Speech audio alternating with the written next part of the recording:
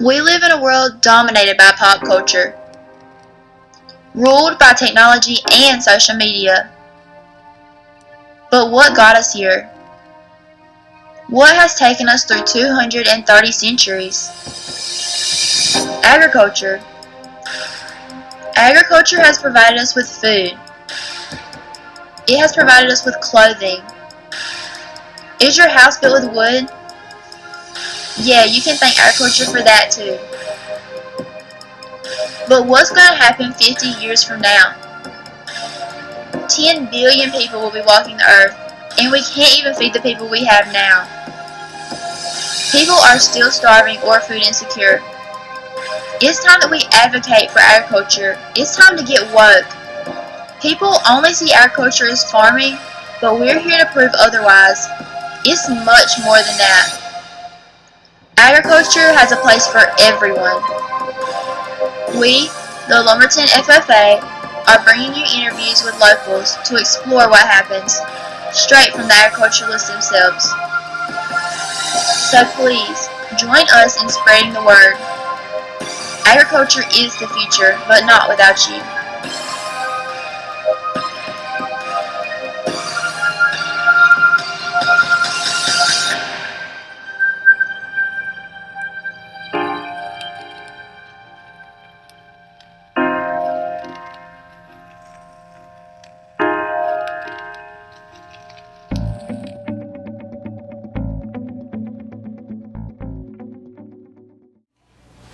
So, Mr. Hammonds, could you give us a little introduction about yourself?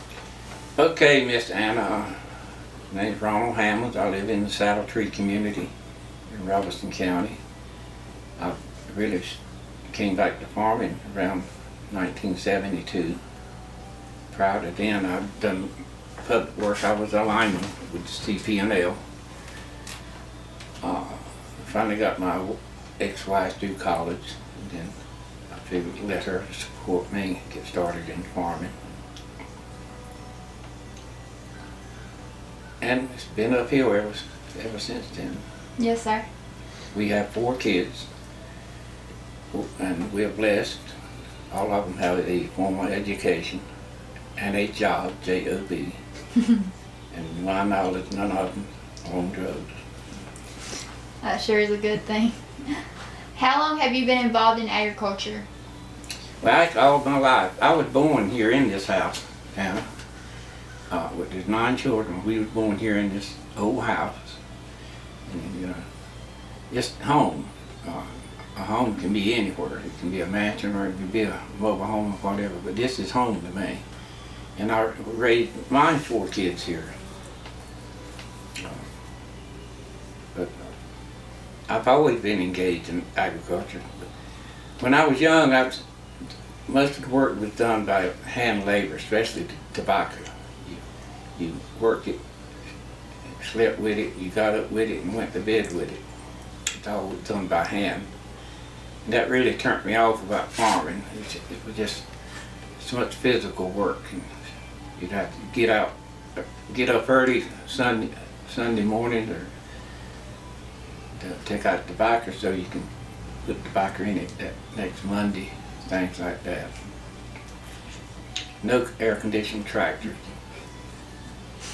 But this came a long way since then. So what is it like being a rancher? Well, I'm a rancher and farmer both. Yes, sir. I enjoy the ranching aspect of it. I enjoy being around cattle. I enjoy being with them when they eat and harvest grass. I enjoy the baling, the processing of the hay, the smell of the fresh cut hay. After I got on my own, I never did farm tobacco. I never did have no compassion to grow tobacco. But grass, I just always had a passion for it and enjoyed watching animals eat, baling the hay. I enjoyed the work. Yes, sir. So, in addition to you just enjoying the work and that passion for baling the hay and working with the animals, is there anything else that inspired you to really be a farmer and a rancher? Well, one thing in particular, when I worked with CP&L, we lived in a housing project. you had to move according to where the vacancies was, and I was starting our family. And in a housing project, you don't have no privacy or not in your backyard. You got people behind you, to the left of you, to the right of you, and in front of you across the street. It just dawned on me one day that I'm depriving my kids that kind of livelihood that I had when I was young and small, especially, and playing in the woods, playing in the pasture. And that's when I started making my plans to get back to the farm. In other words, the rabbit wanted to get back to the blower patch. Yes, sir. And that's because I feel that's so wonderful when you're raised up around animals. And having a dog or a cat or even a cow or a horse, riding horses, it just complements the life of young people. Yes, sir, I can definitely understand that. So, how are you involved in agriculture? So, what specifically do you raise or grow?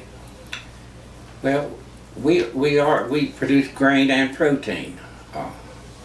Grain would be the corn, wheat, and soybeans, and protein would be the cattle and bison. We have a small herd of bison. So I tell people I'm a grain and protein farmer, and of course we raise chickens with Purdue. So this way of farming now, you have to be versatile. You have to have more than one arm in the fire. Yes, sir. With the poultry, we get to go to the bank 4 or 5 times a year. The traditional farming of corn or wheat or beans, you only get to go once a year. That helps with your cash flow. It eliminates you from having to borrow operating money. It's been a big help to me.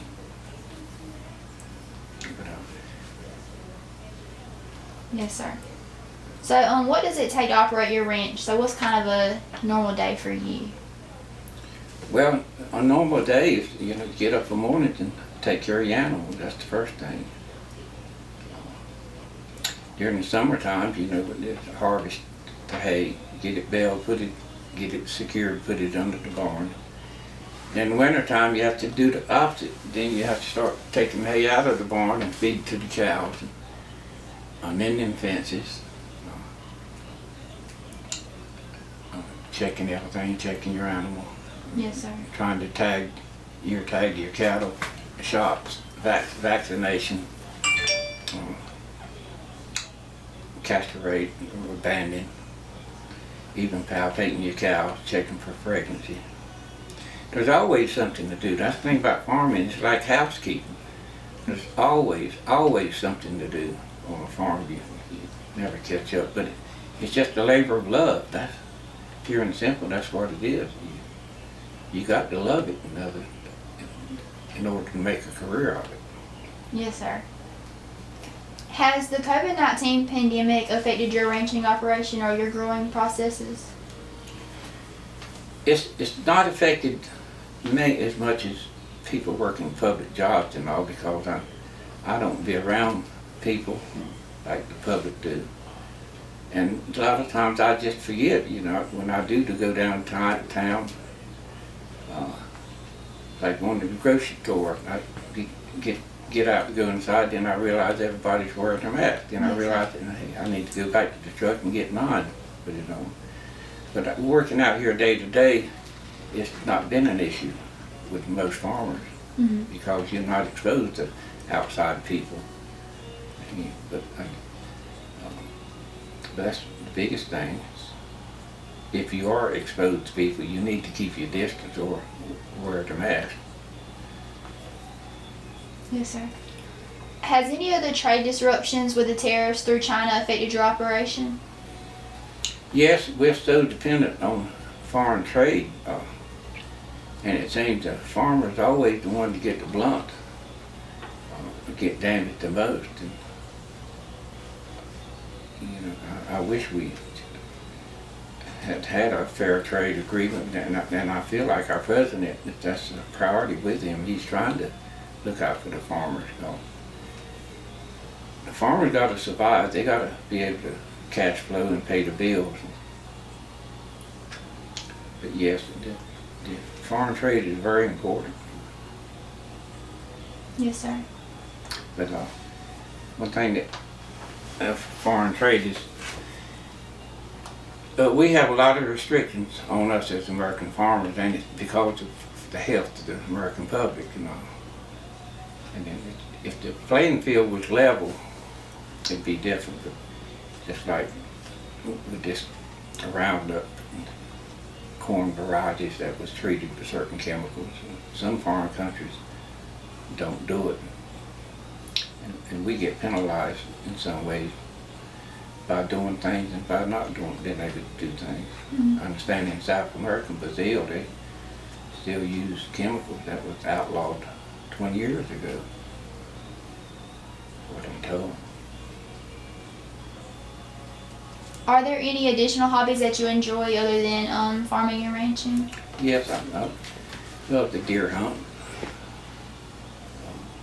I just enjoy watching animals, even deer hunt, fish a little.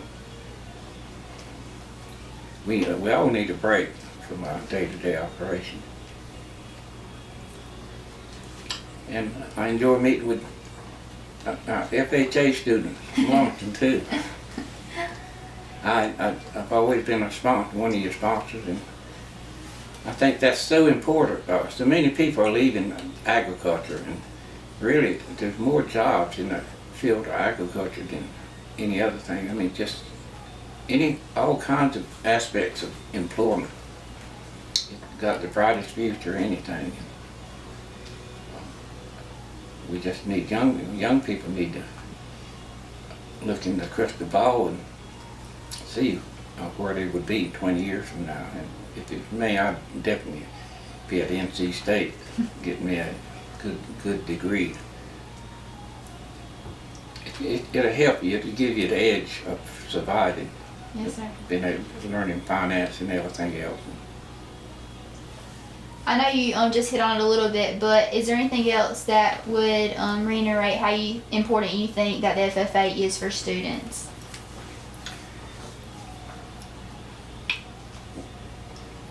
It's very important because of what it says, FHA, Future Farmers of America.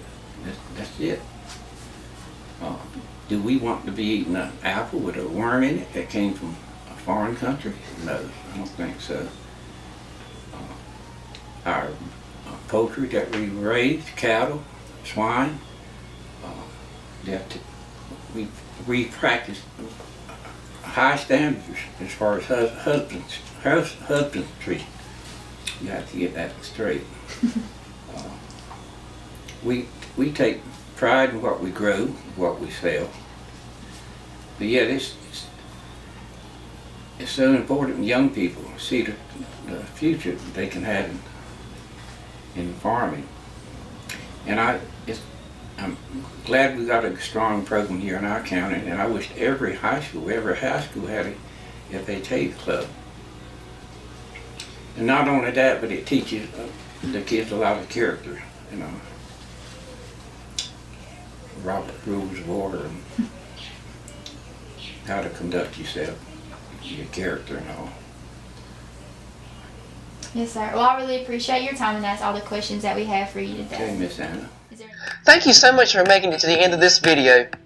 We hope you enjoyed. If you did, please leave a like and share it with your friends, peers, and family. If you want to see more content like this, please subscribe to our channel. There will be more to come soon. You can also follow us on social media at LSHS_FFA. See you next time. God bless you.